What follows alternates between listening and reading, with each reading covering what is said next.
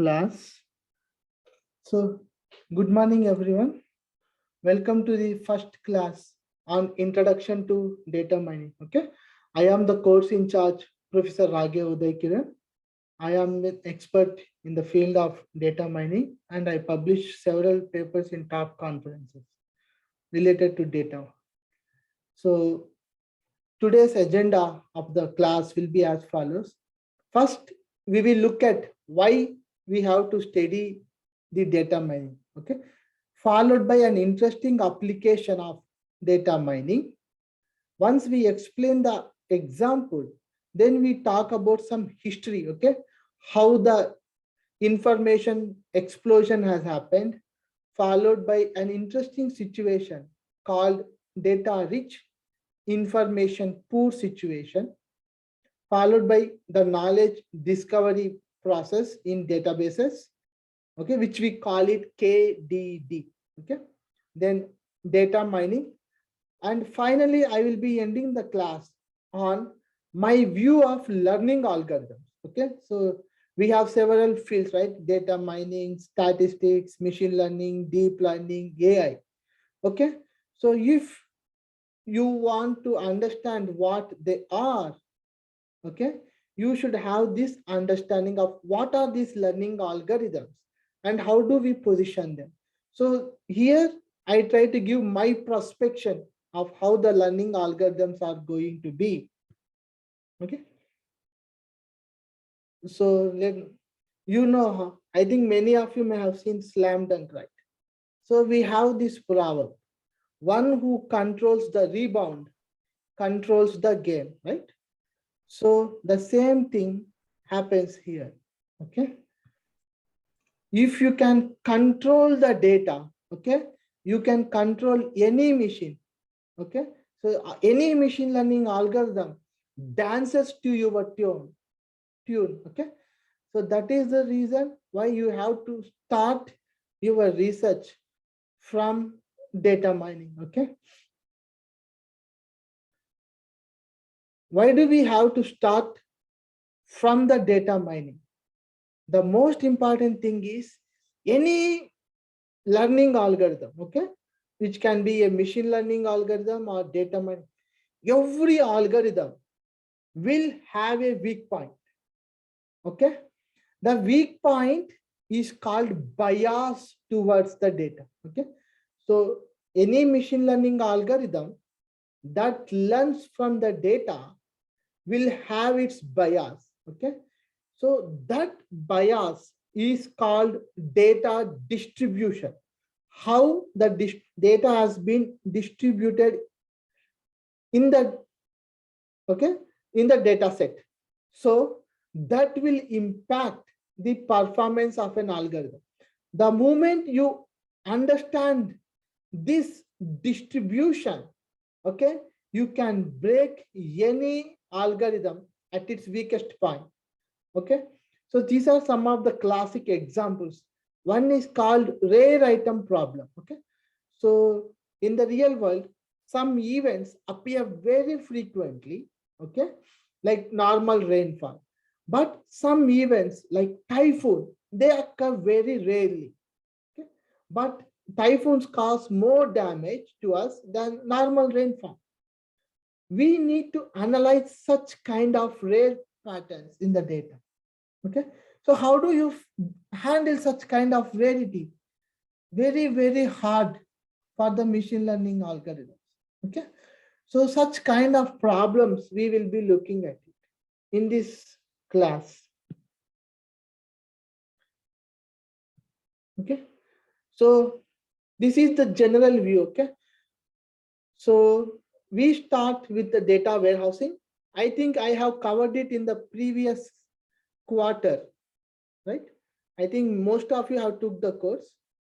So the foundation is going to be data warehousing. In the data warehousing, you store voluminous data, volume amounts of data you store. Over the data warehouse, we have data mining, okay? So once you learn the basics of data mining, then several other fields will start, okay? Big data analytics, information retrieval and extraction, machine learning, deep learning, expert systems.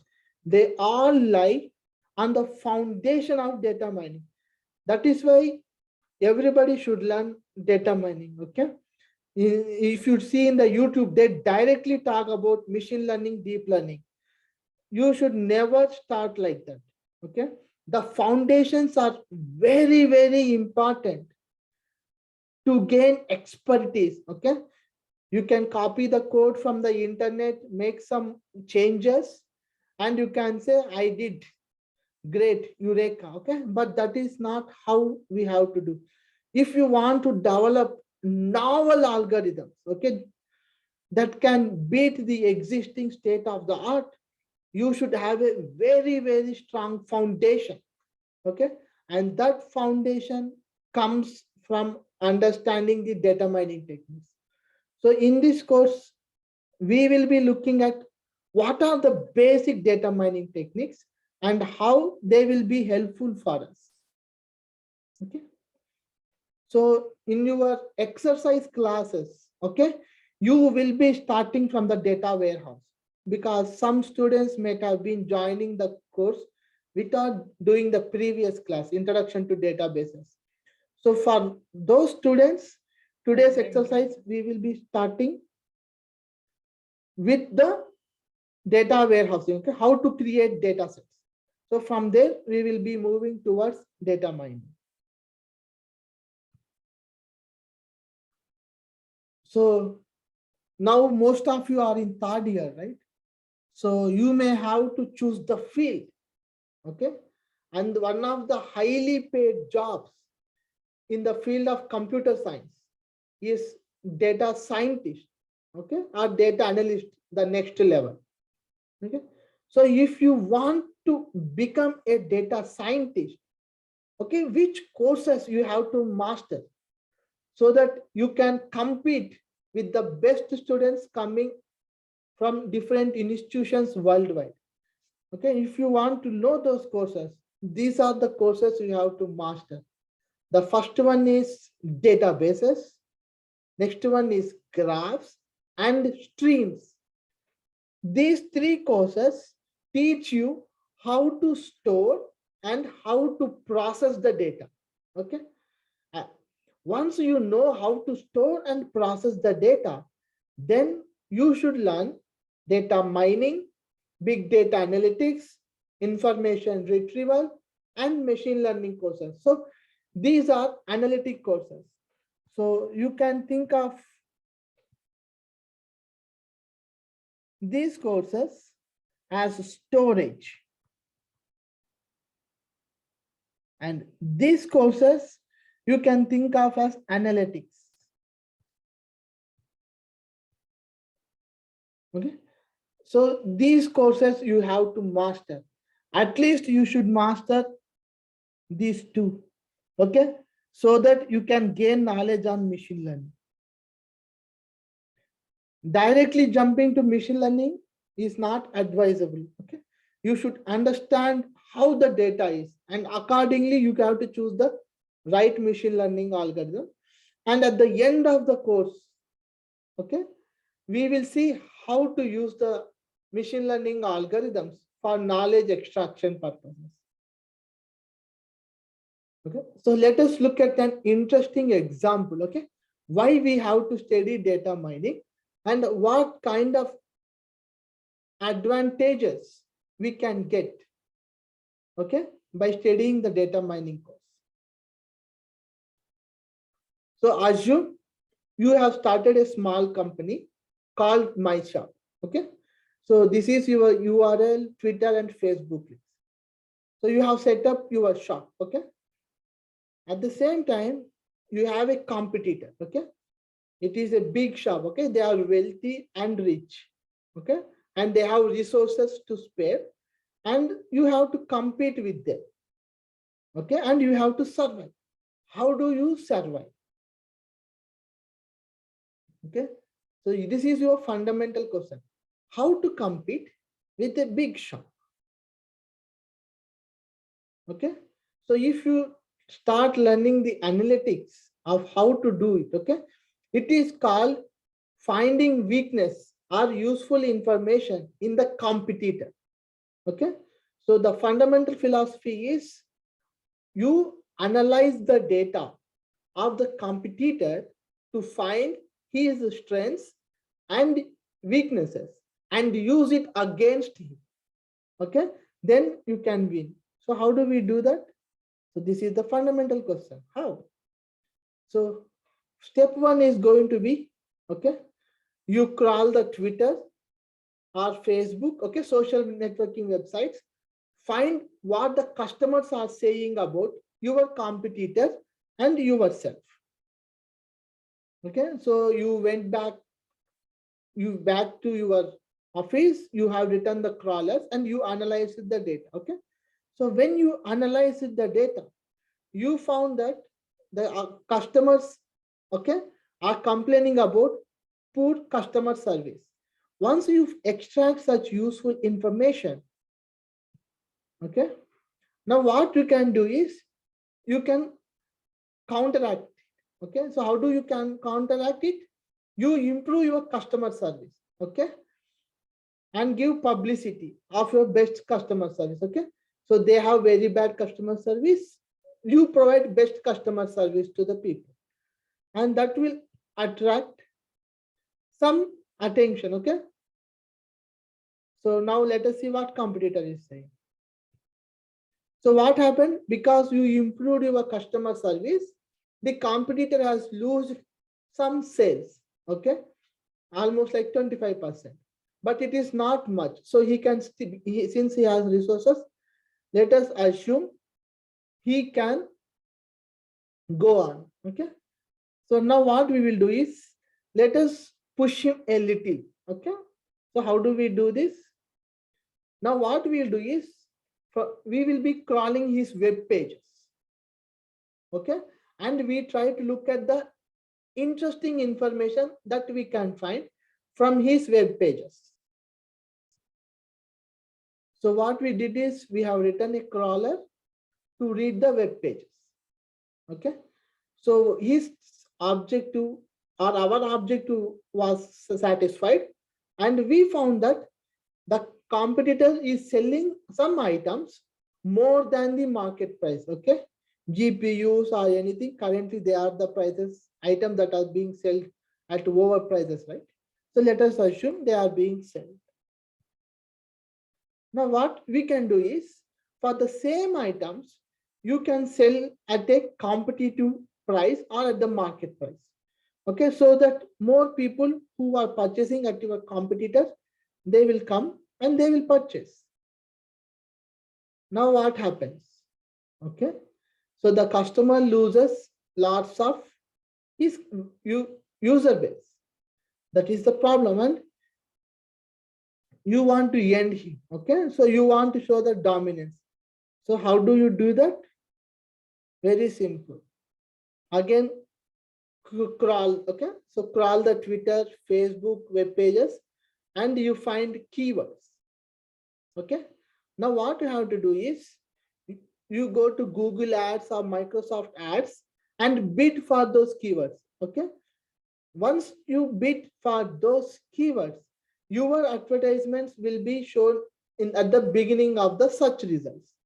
By doing so, okay, most of the customers will come to you and your revenue will be increased significantly.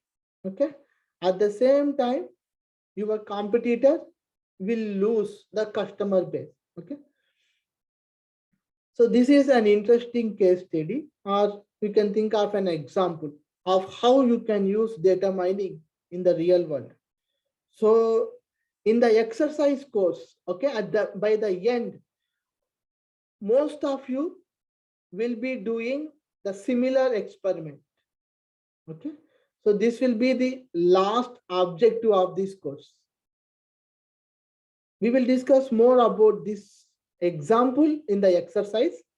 Okay, but this is how we do. Okay, so this is what data mine. Okay, you mine the knowledge patterns from the data and use it for the benefit of yourself, okay, to achieve socio-economic development.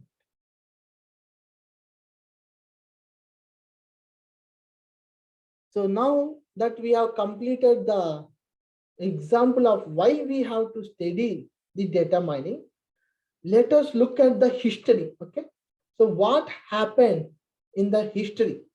Why, how did we come to data mining? You should know. Okay, as a student of computer science, you should know the history. So I will be covering those topics. Okay, so during the Cold War times, okay, around 1970s, okay, United States Department Defense wants to develop a large-scale computer network, okay, for communication purposes and other things, okay.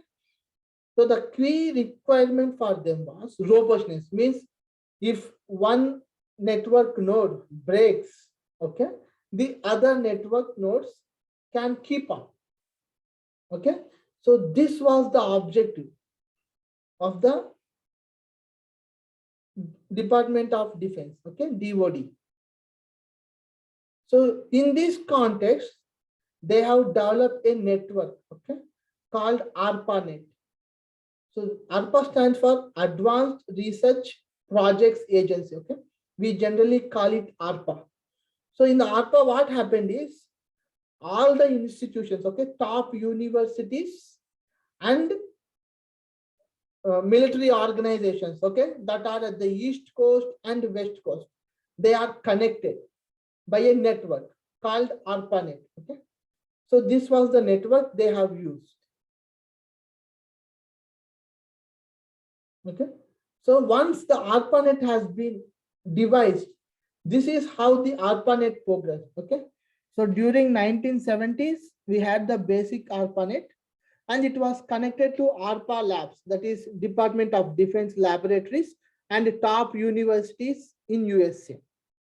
Later, what happened is around a decade has passed, ARPANET expanded, okay? And more universities and more research labs were joined to the ARPANET, and new networks have come up, okay? So they are called BitNet and CSNet.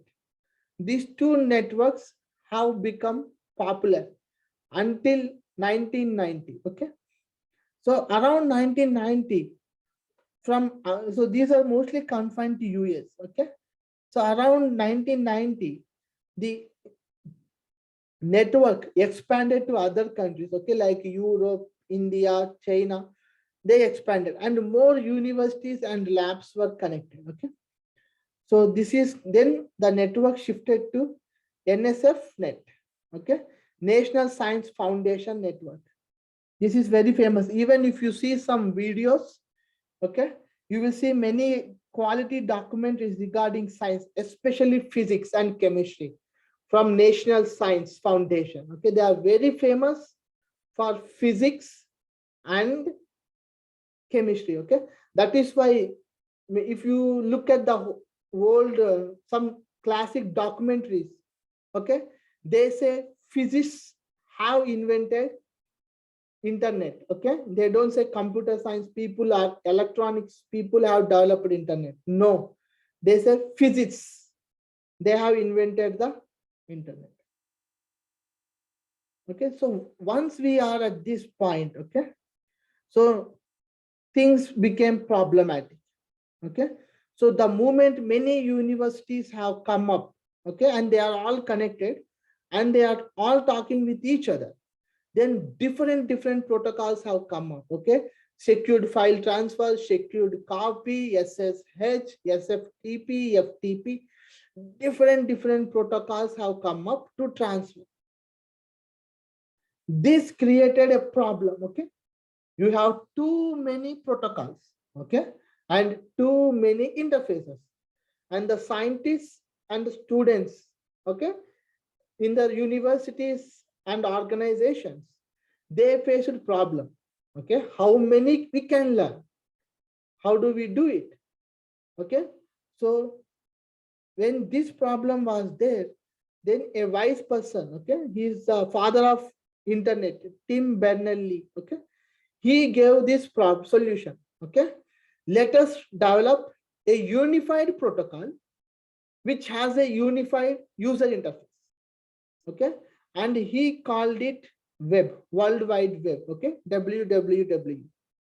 So he came up with the concept of a unified protocol.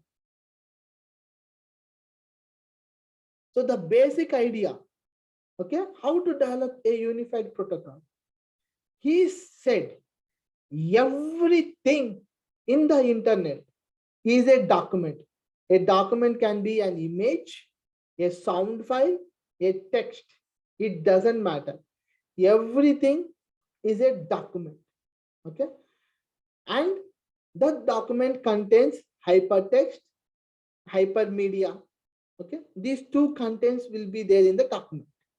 And then you can share and transfer these documents in the internet. So this is the philosophy that Tim Berners-Lee proposed, okay?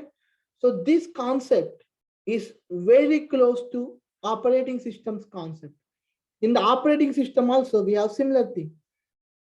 Any data movement between memory and disk will happen as a page, okay? Unit is page. So you read the page, you write the page. Same thing, everything is a page in operating system.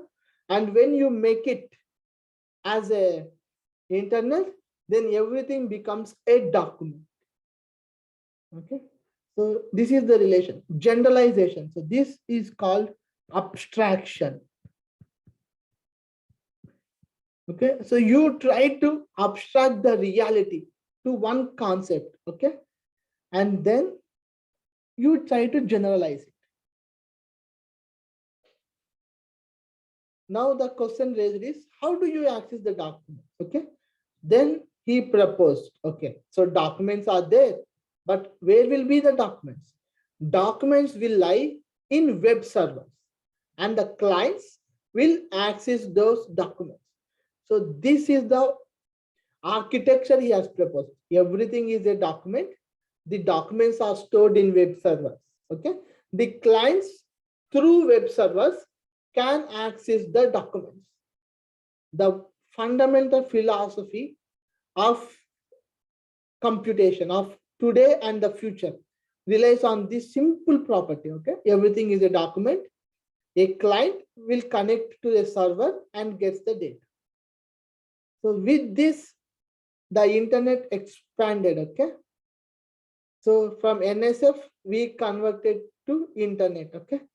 And around 1995 to 2000, okay, this is the era. I don't know how many were born during this. I was doing my undergrad at that time, undergraduation. I think I was of same age as you, maybe fourth year at that time. Yeah, around 2000, I was second year. I'm 99 batch, so I'm second year undergrad student. Okay, so all of them are here. Okay, all universities, even my university in India was connected to internet. Okay, so from here, Google started. I am not covering the story of Google because I am not covering information retrieval. But if I cover that course, I will explain you what happens, the story in detail at this level. But you understand that from here, the explosion has happened, okay? So now we looked at it, okay? So how the history of internet from ARPA to internet, what happened? How by adding universities one after other, how we reached to the point where we had a lot of fuss, okay? Too many protocols, too many softwares. Then from that, we came up to a single unified program, okay? Which is protocol, which is nothing but World Wide Web. Then let us look at what happened the moment the internet was born, okay? The internet gave us to produce lots and lots of data, okay? So like, for example, Google started crawling the web and it started collecting the documents. Microsoft collecting the documents, okay? So many documents were being scanned and they were collected, okay? And the information explosion happened, okay? So this is the time. Given the time, the amount of information kept on increasing at the exponential scale. Okay, you can see here, this is an exponential scale. Okay. This is how the explosion has happened. So what happened is, when the company started collecting huge amounts of data, okay, they entered into a problem called, how do I analyze the data? Okay, so before 2000, okay, we only had the field statistics. Okay, statistics is very good and it is the foundation. Okay, so let me put statistics here. Okay, stats. The problem is, the statistics, though very good, they are time taking. Okay, they take so much time to analyze even very small amounts of data. We can't handle it. Okay, so what we did is, yes, the statistics is robust, but the problem is, I can't analyze the data with the statistics. And this motivated us to call this field as, I have data rich, okay, but information poor, because statistics can't help me. So information poor situation. Okay, so this is the data rich and information poor situation. At that time, some bright minds, okay, like Rakesh Agarwal and others, they came up with the concept called data mining.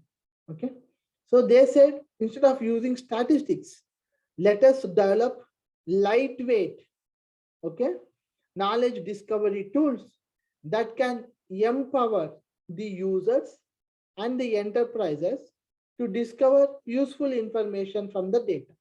Okay, so this is how the data will be. Okay, so you properly arrange it first. Okay, so you arrange it using data warehouse. Okay, and you mine it, this data, to extract knowledge. Okay, so this is how the visionary people in the early stages of data mining have foreseen. Even today, okay, even from gigabytes to terabytes to petabytes we reach, this architecture is still working. Okay, we generalize it to distributed architecture.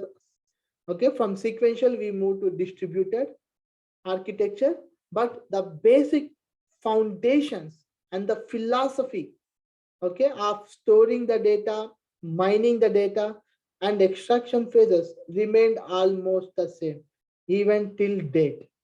Okay, so we will be looking at all these things in the later classes. Okay, so now let us look at the important step in the data mining, okay, which is called knowledge discovery in databases. How do we do? First one is, you have raw data. Okay, so from this data, you have to extract the necessary data or target data. Okay, you don't work on the entire data, but you simply select whatever data is of interest to you. Okay, so that process is called selection. You select a particular data and then you do the pre-processing. Okay, once you do the pre-processing, you will generate pre-processed data. Okay, once you generate this pre-processed data, you do transformations. Okay, you do the transformation and then you extract the patterns from the data and use these patterns for discovering knowledge. So this is called knowledge discovery process. Okay, KDD. Please memorize it in your brains. Okay, and today's exercise class, you will be looking at these parts. Okay, what is the data? How do we select the data and how do we process? In the next class, you will be looking at this component. Okay, knowledge discovery process. Any doubts until now? Do you have any questions on the history? No questions?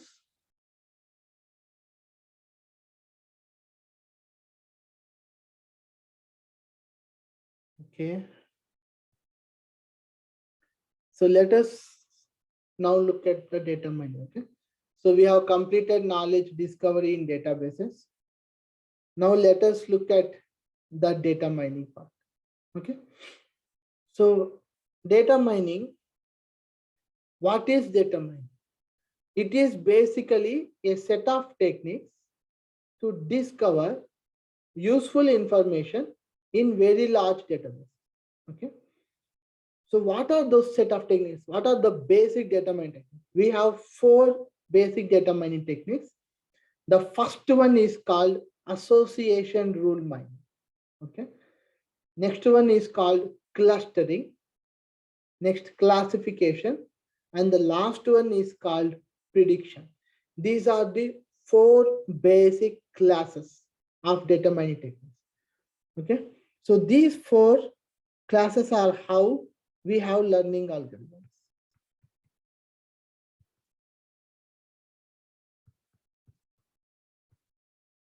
Okay.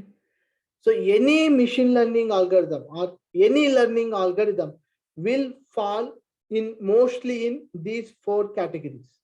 Okay. Rule mining, clustering, classification, and prediction. It will fall in only these 4 categories. Okay, always remember it. So learning algorithms from data. So if you are learning something from the data, then it will fall in mostly in these 4 categories. So this is called the association rule mining. So what we do here is assume I have the supermarket data set. Okay, and people are coming to the supermarket and they are purchasing the item. So in this example, you can see that there are 10 customers, okay, who visited the supermarket and purchased different items. In their purchases, there are some frequent patterns and association rules. For example, many people who are coming to my shop are purchasing bread and jam. Okay. Once I know these items, I can generate some rules. People who are purchasing bread are also purchasing jam. Okay. And also something like people who are purchasing jam are also purchasing bread. So such kind of association rules can be generated. Okay. So each of these machine learning algorithms we will discuss in detail in the subsequent classes. Okay. So this is just to give you the overall perspective of what data mining is all about. Okay.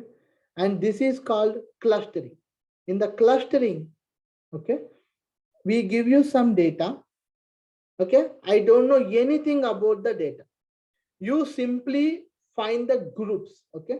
So here I am giving you the cases. So this is the each state in USA, number of murder incidents happened, assaults and other criminal or crime cases. Okay. Given such data, you simply want to group or cluster the prefectures based on their similarity. Okay. Such thing is called clustering. The next one is called classification and prediction. They are almost same to each other with minor difference. Okay. So in the classification, we have labels. And in prediction, we have labels. But in the classification, the labels are going to be categorical. Categories. Okay. In prediction, they are quantitative. or you can think of them as real numbers. In prediction, we will have real numbers. In classification, we have discrete categories. Okay, so this is a classic example. Okay, so assume there is a company called All Electronics, okay, which is selling some computers. They have collected this data. Okay, so this is just the row identifier. Okay, so the age, whether he is a young youth person, middle-aged person, senior person, his income, whether he is a student or not, his credit rating, followed by this data. Okay, no, yes, and all. Okay, this is binary class, binary labels. Okay, so given this data, what we do is we create a classifier. There are several classifiers. Okay, but we create some classifier model, and we use this classifier model to classify unknown data. So that is what happens in the classification and prediction.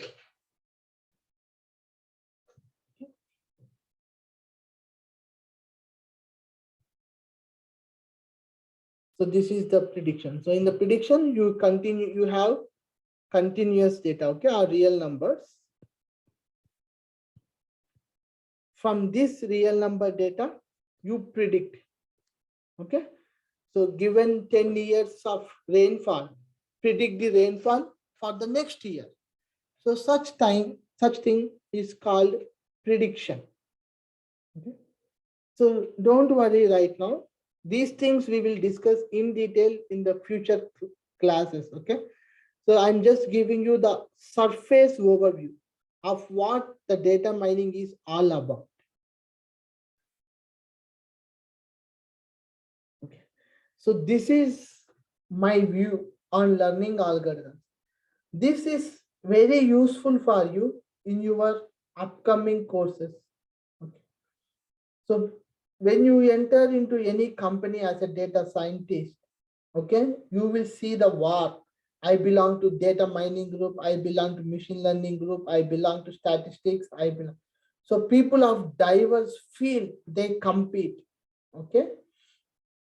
And they want to prove their domain is the best, okay?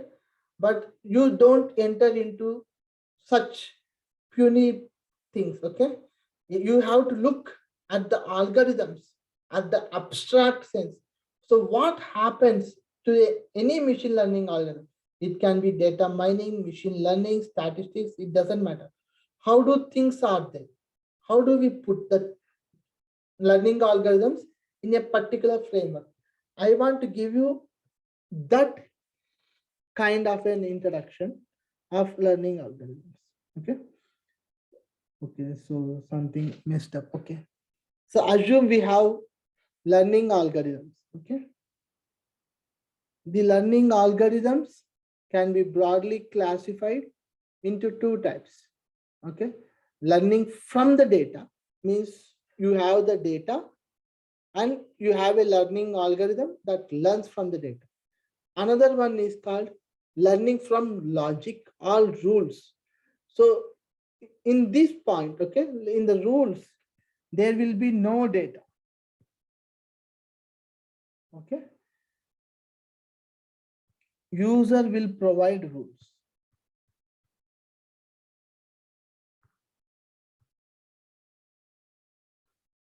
So based on these rules, okay, you want to make an algorithm work. Okay. So how do we do that? The classic one is blocks. If you have done AI course, okay, the fundamental course, you have this one, okay, putting the blocks in a proper order. So when you are arranging the blocks in a proper order, you don't need data. You should only know the reasoning. Okay. Once you know the logic, you can rearrange the blocks. Okay. So such a thing is called learning from logic. Okay. This is the early stages of artificial intelligence. Next one is learning from the data. Okay, so before going to the point of learning from data, remember this one point. Okay, if anyone asks you this question, okay, do AI algorithms need data? If any, okay, especially if someone wants to corner you, okay, very highly intellectual researcher, if he wants to corner you with on your understanding of learning algorithms, he will simply ask, do AI algorithms, okay, artificial intelligence algorithms need data? Okay, the answer is no. You don't need data to develop AI algorithms. Okay, so you simply say no, we always don't need data. If they ask how, which algorithms, then you can say logic and rules. So if you are interested, you can look at these things. Okay, first order logic, second order logic. So you can read these topics. Okay, so these things explain about logic. Okay, so try to remember it. Okay, so the logic don't need data. So because of this reason, okay, we don't, AI don't need data. Okay, if even someone asks for, instead of AI, if they use machine learning, okay, you can still say the same thing. Okay, machine learning algorithms also don't need, all machine learning algorithms also don't need data. Please keep that in mind. Okay, this is very important. But when they talk about deep learning, okay, you need data. Deep learning foundations rely on data. Okay, that is why when we draw a figure, okay, so AI will be here. Machine learning is a subset of AI and deep learning is a subset. So you can say like this: AI is a superset or equal to machine learning, superset or equal to deep learning. Okay, then for AI you can say data mining, because since data mining is the foundation, okay, we cannot directly put it. Okay, so data mining is above ML, or you can say data mining and machine learning, they have some commonality, at the same time they are distinct. Okay, because neural networks, they don't fall in data mining. Neural networks is a pure machine learning algorithm. Okay, neural net, SVM, they are pure machine learning algorithms. Although they learn from data, they are machine learning branches. Okay, so having said that, now let me remove this text so that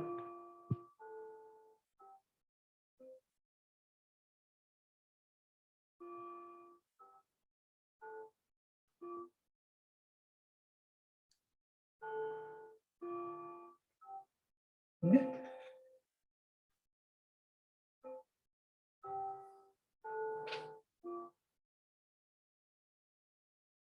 Yeah. So when we talk about learning from data, okay, we have three main categories. The first category is called unsupervised learning. The next category is called semi-supervised learning. And the third category is called supervised learning. Okay, so you can think semi-supervised learning as a hybrid. Okay, so it is in between the two, so we don't need to worry much about it. Okay, in this course also we don't cover it.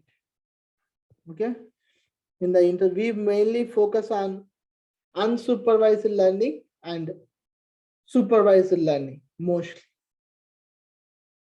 So when we say something as unsupervised learning, what we mean is, I give the data. Okay, I have no idea about that data. You extract the useful information. that is called unsupervised, means unsupervised. I don't know anything about it. Actually, the meaning is I cannot supervise the data. Means I cannot label or I cannot look at the data. Okay, so that is called unsupervised. The next one is called supervised learning. In the supervised learning, I look at the data, I label it properly, and I use that data to predict or forecast other data. So this is called supervised learning. So let us look at the unsupervised. In unsupervised, we have two things, two classes. Okay, one is rule mining, another one is called clustering. Okay, in supervised learning, we have classification and prediction. Okay. So these are the ways. Okay, so I told you we have only 4 types of learning algorithms. Okay, rule mining, clustering, classification, and prediction. We have 4 learning algorithms. They are kept here. Okay. So what is a rule mining? Very simple. I have the data set. Okay, I have the supermarket data set. I don't know anything about the data set, but please get me some patterns from this data. So this is called rule mining. Okay, unsupervised learning in which rule mining comes in. Similarly, if we talk about clustering, okay, I give you the crimes data that has happened in the US. Now, please, okay, I don't know anything. I just gave you the data. Now, help me in grouping the states. Okay, which states are having high crime rates, which states are having less crime rates, and so on. Okay, or which states are having similar crime rates. If you want to find such knowledge, then we apply clustering. Okay, so in these both cases, user will not provide any information to the learning algorithm. He simply inputs the data.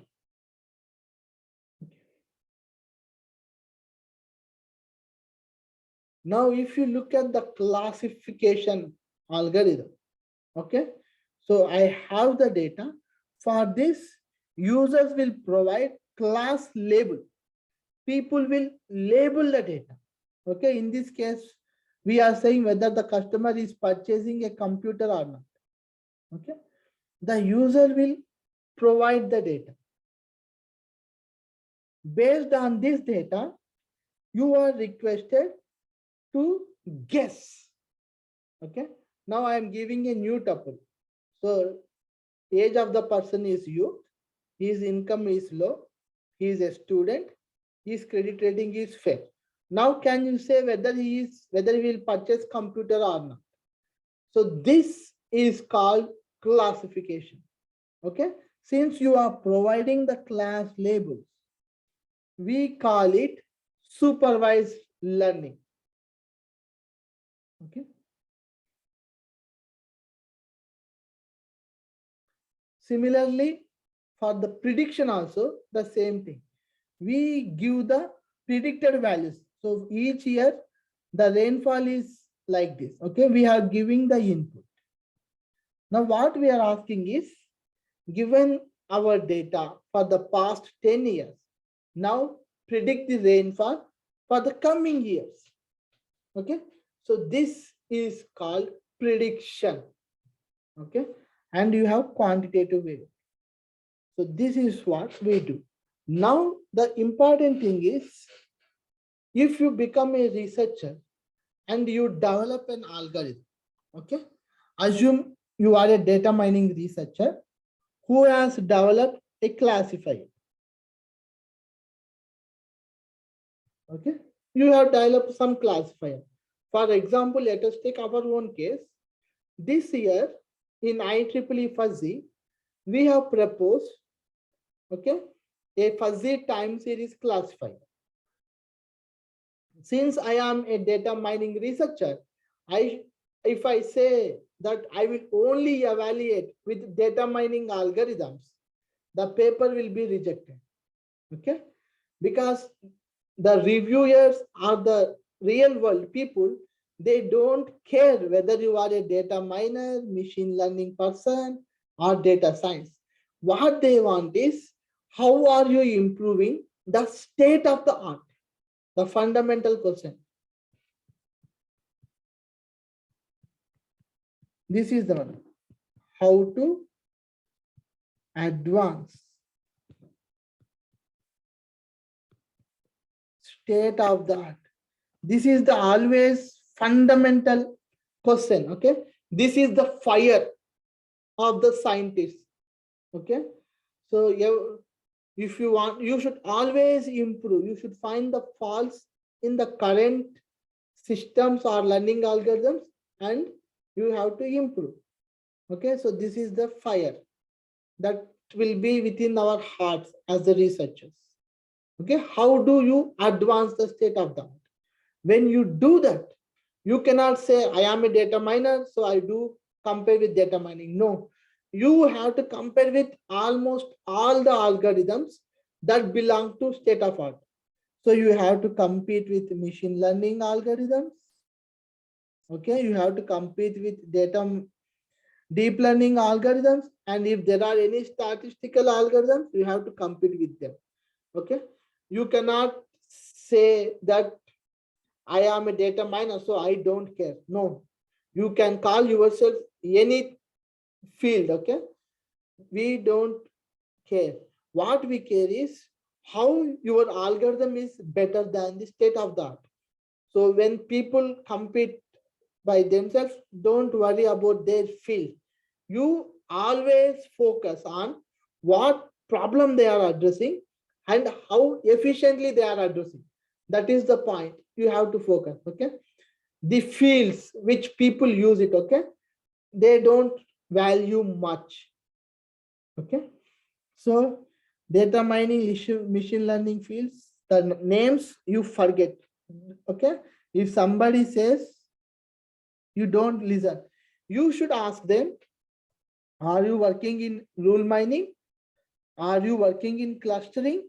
Are you working in classification? Are you working in prediction? So this is how you should pose. Okay. For me, if you ask, I am a pattern mining researcher. I belong to rule mining. Okay.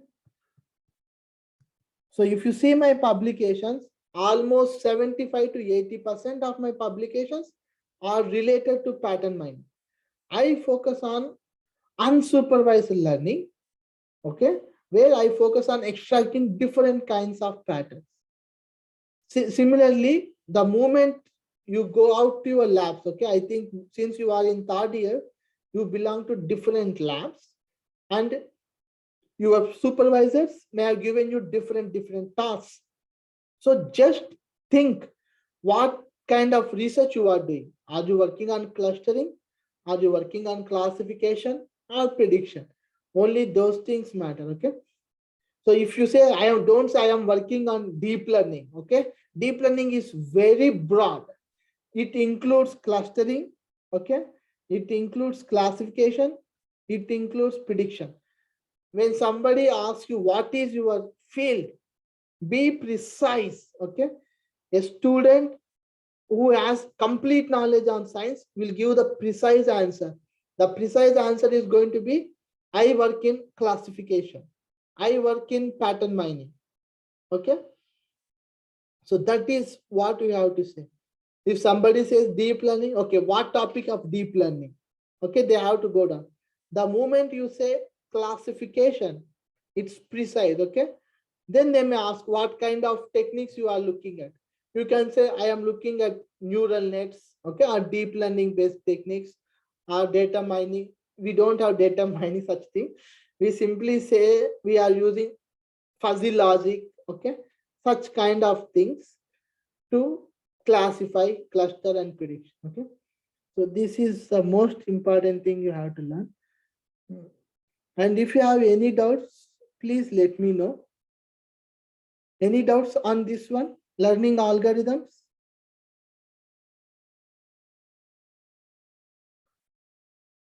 I don't like mute. Okay. If you have, okay, since this is a very high level course, I request students to interact. Okay, that is why I'm putting lots of figures. Any questions? If you are, I am not a god, okay? You can counter me if you don't like something. So please let me know whether you have any questions on this organization of algorithms.